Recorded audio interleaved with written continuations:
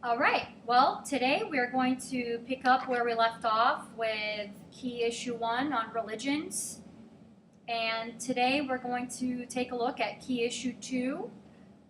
And the essential question is, why do religions have different distributions? And our learning goal for this key issue is students will understand the origin and distribution of universalizing and ethnic religions. And just remember that we've already defined universalizing and ethnic religions. And so when we're looking at the origin of either of those religions, we have to also recognize the difference based on the definition. With universalizing religions, we know that there is a precise place of origin, and oftentimes the origin of that religion is based on the events in the life of an influential man. Whereas with the ethnic religions, there is no one person historically that's tied to the beginnings of the religion or otherwise the origin of the religion. Okay, so we're going to pick up looking at the first universalizing religion, Buddhism. It was founded approximately 2,500 years ago, around 563 BCE. The founder was Siddhartha Gautama. He's going to change his name to the Buddha. And its origin is in Nepal. The Buddha was born in India to a wealthy family who controlled a tiny kingdom of India. His father had a fortune teller come and see what his son would potentially do, and the fortune teller said he's either going to unify India or he's going to go into a religion. And Buddha for a while follows the path that his father wants him to follow, which is unifying India. And his father had the streets cleared of the sick, the diseased, the dead, the old, so that his son couldn't see all of these heartaches and suffering that go on in society. One day, the streets ended up not being cleared, and Siddhartha saw all of the suffering and the sick and the death and the old, and he left all of his worldly possessions behind and went and meditated for a while under a tree. He went from one extreme to the next and eventually landed on waking up. And so this is going to lead us to Buddhism as it's created. He woke up, and that's what Buddha means. The goal of Buddhism is to reach nirvana through reincarnation. Eventually, you want to stop thinking of the I and think about more of helping others. Pagodas are the Buddhist landscape, and they're not used for congregational worship. They are where relics of the Buddha are held, and people travel and usually pray singularly or by themselves at these pagodas. And most worship is done at home or in Buddhist temples. Monks are going to live in poverty, and they're going to spend a good deal of time meditating, and these are the people that are going to spread diffusion, and it's going to start in Sri Lanka, and then because of trade it will spread to China.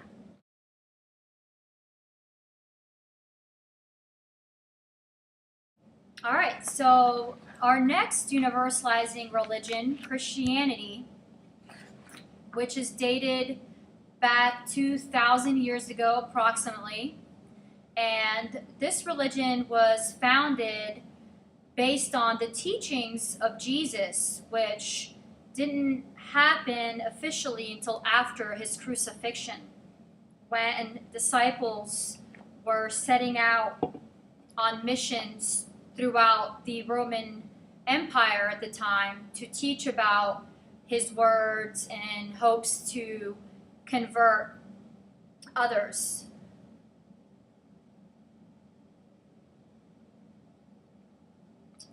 Christianity originated in the region of present-day Israel, It is a monotheistic religion, which is a belief in one God. And although it was not first accepted and people were persecuted if seen and heard practicing Christianity, it wasn't after the death of Jesus that Christianity diffused from its hearth in Palestine, current day Israel. And it was through relocation diffusion, or otherwise the work of missionaries traveling throughout the Roman Empire and carrying the teachings of Jesus, that they spread Christianity. And of course, it was later through a process of this missionary work and through contagious diffusion throughout the Roman Empire and the contact between believers and non-believers that Christianity began to grow as a religion. Now, obviously, we know that Jesus was crucified because it wasn't accepted that he was the Son of God and his teachings. And so it wasn't allowed to be practiced, and therefore people were being persecuted if they were caught practicing Christianity. And it wasn't until hierarchical diffusion happened where Emperor Constantine embraced Christianity in 313 AD that Christianity was dominant and assured as a religion throughout the empire. And later, in 380 AD, Emperor Theodosius proclaimed Christianity as the empire's official religion. So as you can see, there are different ways in how Christianity diffused throughout the Roman Empire where it was first not accepted. Later, looking ahead to the 1500s, and obviously we've talked before about European colonization and migration, and it was at that point by the European movement throughout the world with intentions to colonize in other parts of the world that Christianity also spread throughout the world to different regions where they were converting others.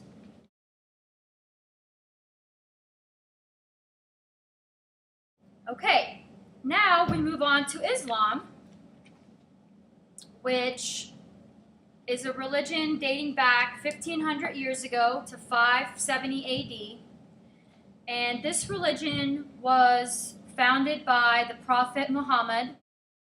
After years of meditation and solitude in a cave, he came out of that experience at age 40 after some years and became a prophet and began his preaching of Islam. Islam is the belief in one God, and he first converted his wife, Khadijah, and then began to preach to others. But most of the reactions that he received from people who at the time in that region of present-day Saudi Arabia were very violent and hostile reactions, because these were people who believed in many gods and did not like the preachings of one God that Muhammad was trying to convince them of. So they did not believe and did not agree with what he was teaching. The holy book of Islam is known as the Quran, and the place of origin, like I mentioned before, is Mecca, which is in present-day Saudi Arabia, and it is the holy city of Islam. And another holy city for Muslims is Medina, which is where Muhammad had to migrate to escape persecution from polytheistic rulers at the time in Saudi Arabia. So he went to Medina with his few followers to gain a lot of acceptance in that city, which is also in Saudi Arabia, where he went from a prophet to a leader of Islam and gained thousands of followers. By the time that he died in 632 AD, he had controlled all of what is today Saudi Arabia. The Islamic religion focuses on 5 pillars, which all Muslims should abide by. The first pillar is no God other than one God, meaning there is only one God. Prayer 5 times a day, facing towards Mecca, which is their holy city where their religion was founded. Giving charity to the poor. Fasting during daylight hours of Ramadan for purification, which is their holy time. And pilgrimage, if possible, to Mecca at least once in their lifetime. And the way that Islam diffused, especially throughout the Middle East to later North Africa and other parts of Europe and Asia, was through Muslim armies setting out to conquer and to spread Islam. And it was also through trade, with Arabs trading with people of North Africa and Europe, that during the 13th century, Islam was brought to these different regions of the world. So Islam has diffused beyond its point of origin in Saudi Arabia, hence why it is a universalizing religion.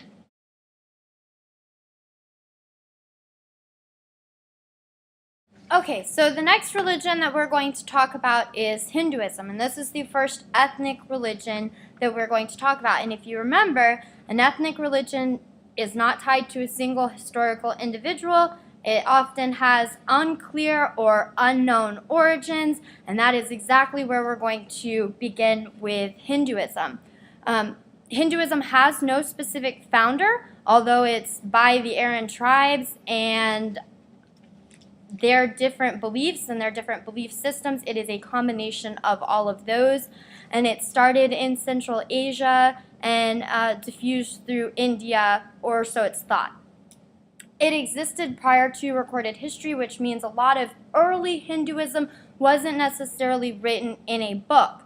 However, as Hinduism developed, there is a sacred text which is called the Vedas, and that is what the Hindus read to get their scripture. Some of the sacred sites that they have are riverbanks, mountains, coastlines, and these are thought to be areas that some of the gods may have gone and visited during their lifetime. They believe that bathing in the Ganges is a way to purify your soul, because they believe it's a hair of one of the gods, Shiva. Pilgrimages are considered an act of purification, and they are not meant to replace meditation, but to add on to it. Some of their beliefs are that fate is determined by karma, so what you put into the world is what you get out of the world. And your goal, if you're a Hindu, is to end the never-ending cycle of reincarnation and unite with God. And this is done through studying the Vedas, which is known as the path of knowledge, doing yoga, meditation, and then there's also a path of devotion, which is praising and worshiping the gods. Their beliefs are that the gurus or the spiritual teachers or the Brahmin priests are their religious leaders, and these are the people that will lead them in worship. And like I mentioned earlier, the Vedas is one of their books. The Upanishads is another one of their books that they will read to get their scriptures from. They also have a very strict caste system. Starting out in India, they had a caste system which was where you're born is where you stay. You do not get to move up or down in this lifetime. And it's believed that how you live once you die and you're reincarnated is where you'll come back. So if you live a good life, you'll be reincarnated in the next caste up. And if you live a not so good life, then you'll probably go down a caste or so. The lowest caste in the Hinduism religion is the untouchables, and the caste system actually still exists today in India, although it's not necessarily as strict as it once was. There are three main gods of Hinduism. There's Brahma. He is the creator god. He's the one that they believe created everything. And then there's Vishnu. He's the god of righteousness, right, wrong, so on and so forth. And then there's Shiva. He embodies power. One of the goddesses that they believe is Devi, and she is the sweet or ferocious energy of the mother.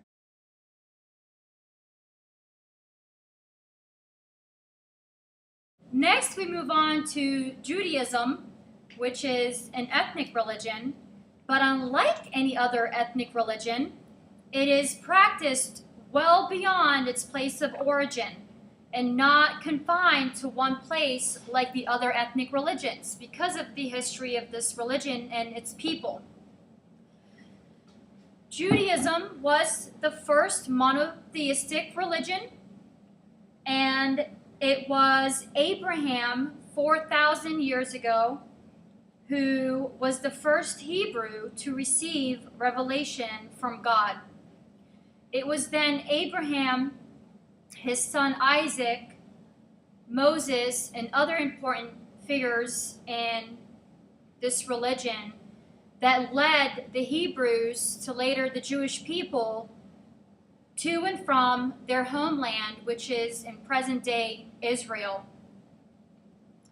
Today, Judaism is practiced by 14 million people. 2/5 live in the U.S., while another 2/5 live in Israel, and others spread out all over. The Jewish people have a long history of having been forced to move from their land and the place of origin, which we historically call Canaan, again, present-day Israel. They were forced to move by different empires and rulers. They were enslaved by the Egyptians till later brought back to their homeland. And today, Judaism can be divided into three branches: Orthodox, Reform, and Conservative. The Star of David is a universal sign of Judaism. Services are held in a synagogue by a rabbi, which is the leader. And the teachings of the religion come from the Torah, which is the Hebrew Bible, along with other books containing nearly 635 laws that govern the way of life for Jewish people.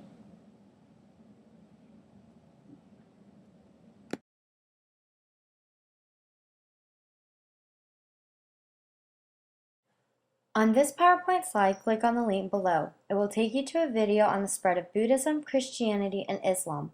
Watch the video and answer the questions on the document that is attached to the web link on Blackboard.